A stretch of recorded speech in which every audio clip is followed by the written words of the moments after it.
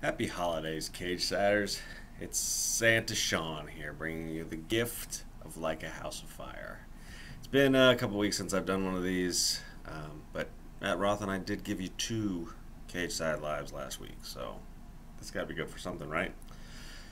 So you can reach me at on Twitter at S1Rude, always on the site, cagesideseats.com, best damn pro wrestling site on the internet. Certainly the best community. Love you guys and gals. What I wanted to talk about today is WrestleMania build. We're getting there. The Rumble's coming up. We've got TLC in our rear view, thank goodness, for the most part. And there's a couple of big rumors, ideas, things that are accepted as facts kind of floating around. The first one is that if Undertaker comes back for a match, that it will be against Bray Wyatt. That's getting a lot of traction out there. That one is definitely more rumor, but it's still something that's being talked about a lot. And I don't get it. I was in the camp that wasn't that thrilled to see Taker come back last year, even. And I think that kind of bore out. I don't think that was a very good match. He didn't look very good. They did their best to, just ferment the gray out of his hair and put some extra eyeliner on, but he didn't look crisp. Word is that he was concussed and beaten up even more. His hips are bad. Brock is a hell of a worker, but not somebody who's known to take it easy on anybody. So that's what we got at WrestleMania 30, and now they're talking about 31. The Sting rumors are still out there, but the bigger one, like I said, the one getting more traction is Bray Wyatt. And I don't see it. One, because of all that stuff I just laid out about Taker. Two, Bray is not looking like any kind of real threat right now. The Ambrose feud got a little bit going for it, sort of in the middle, but as it stands right now, has not done anything for either man. It sort of left them where they were, which is upper mid card. We know they're important because they keep getting important slots, but it doesn't. There's not there's not a win streak. There's not a real threat, a real sense of them accomplishing anything to make us think that they're much more than important because they tell us they're important. So there's that. And the other thing is, the main thing I think for me is that also I don't see what benefit. I think it's a lose-lose for Bray to face Taker now, which is a sad state of affairs, but it's true, because if he doesn't beat him, then he loses another big event match to a guy that we saw concussed and broken last year by Lesnar, and that Paul Heyman had spent. He doesn't bring it up quite as much anymore because now he harps on Lesnar beating Cena, but that Heyman spent a good 3 or 4 months delivering really smart, strong, scathing promos about how this guy was done.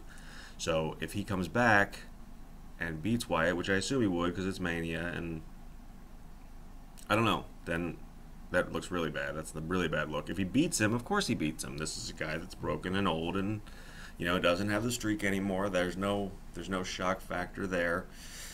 So, like I said, there's the, if you buy into the rub, that you get the rub just from working with a guy. Austin just talked about that this week with, talking about Rollins' loss to Cena at TLC, that was, that just being in a program with that guy is good for his career. And I guess there's some truth to that, but I feel like that still keeps Bray where he is. We know Bray. We know the WWE thinks he's kind of important, but we know that they're not willing to commit to him in any significant way yet. So we've seen him work with Cena as a result of that, and then working with Taker would be that again. And like I said, a win doesn't do much because of course you're supposed to win. You're the young hot guy, and this is the old broken down guy. And a loss is another sign that they're not going to commit to you because you just lost to this guy that we all believe and have been told is broken down. So that's that one. I'm not excited about that. The overall theme here is also going to be that I'm not particularly jazzed about WrestleMania 31 right now. The other one, of course, which is hot topic, is Roman Reigns, the presumed ascension to Cena-like status at the top of the card that was, I think they were definitely building to before his hernia. He had the tremendous Rumble last year, and hasn't really been pinned or submitted, and mows through people for the most part, stands tall whenever possible, including matches that he's not even in. So, yeah, so that looks to be back on. He's promised that he's going to win the Rumble. I think most of us will be shocked at this point if anyone other than him does win the Rumble, since Cena won't be in it, since he'll be facing Lesnar.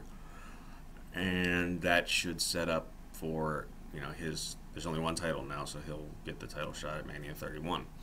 The one problem that I see is I don't know that a win over Lesnar means as much unless they come out ahead of time and announce that they've re-signed him. All indications are now that they won't be able to do that. They don't think they can afford him. He's not that interested in it. Whatever the case may be there.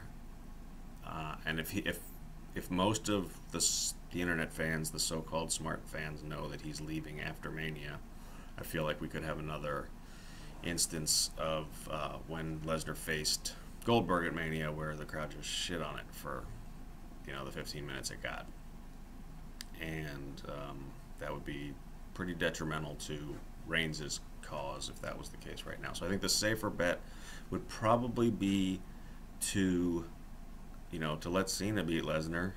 And I mean, I've been of the opinion that that's where that story was headed from the get-go, was that this was going to be Cena's latest overcome. As soon as he got thrown around at SummerSlam, this was going to be the next mountain for him to climb. And if Lesnar's not sticking around, this might be the last shot that he has to climb it.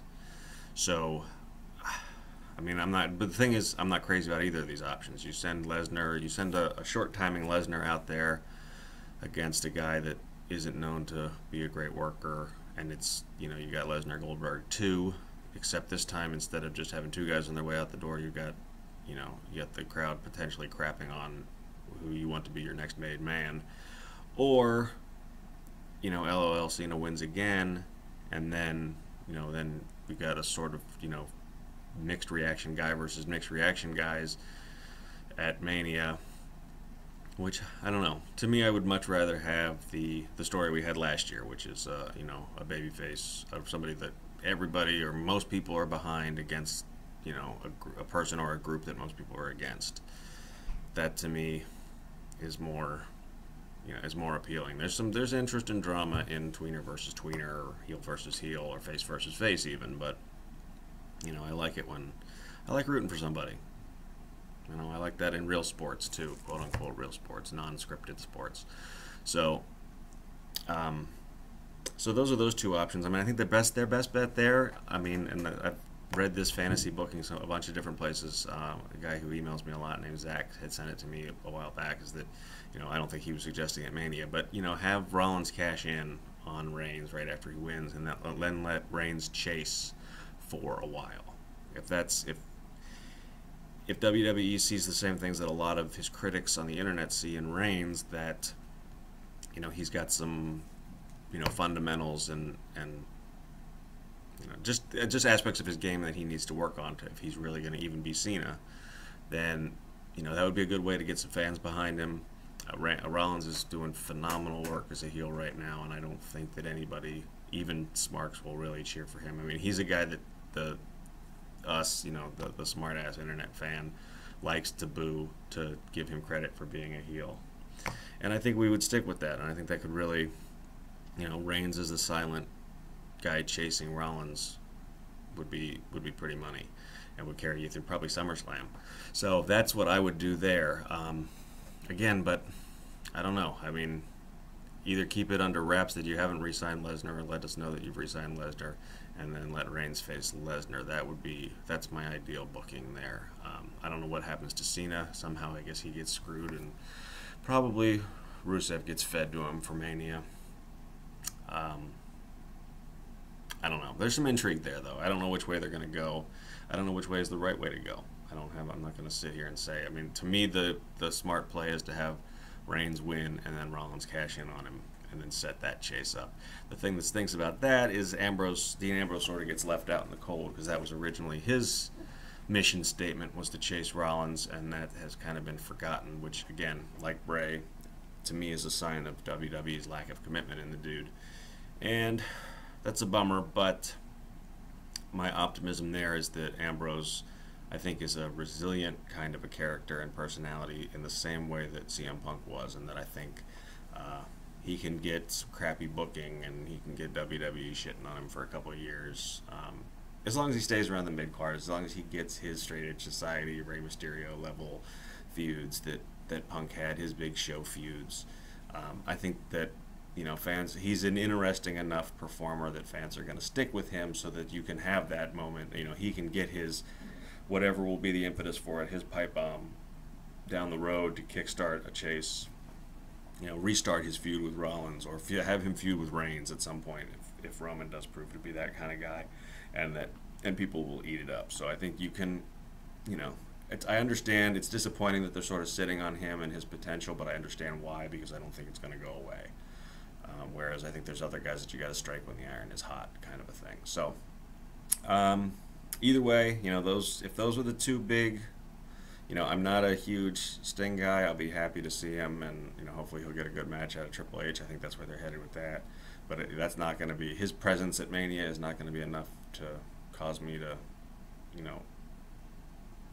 freak out about the card, no matter what else is on it. So I'm not really excited about what we've got. But luckily we've got time. So we'll see what the Rumble brings, and how. I think that'll tell us a lot, is how Cena Lesnar shakes out there, and what Rollins' involvement in that is. Will tell us a lot more than who wins the Rumble. Who, like I said, I'll be shocked if it's not Roman Reigns, the big dog. So anyway, I think Dean will be all right. I don't know what's going to happen to Bray. I don't know. He's sort of getting stuck here in the position that he's in, which is a bit of a bummer, and we'll see how that goes. And the big disappointment for me remains the lack of Dave Bautista, and you know what I have to do about that. So have a great holiday, everybody. I don't know when this will be back. Keith Harris and I might be working on a little surprise for you in the Christmas week next week, so keep your eyes peeled for that. And I have to say it. I can't not say it. I have to deal with the fact that you're gonna have to deal with it.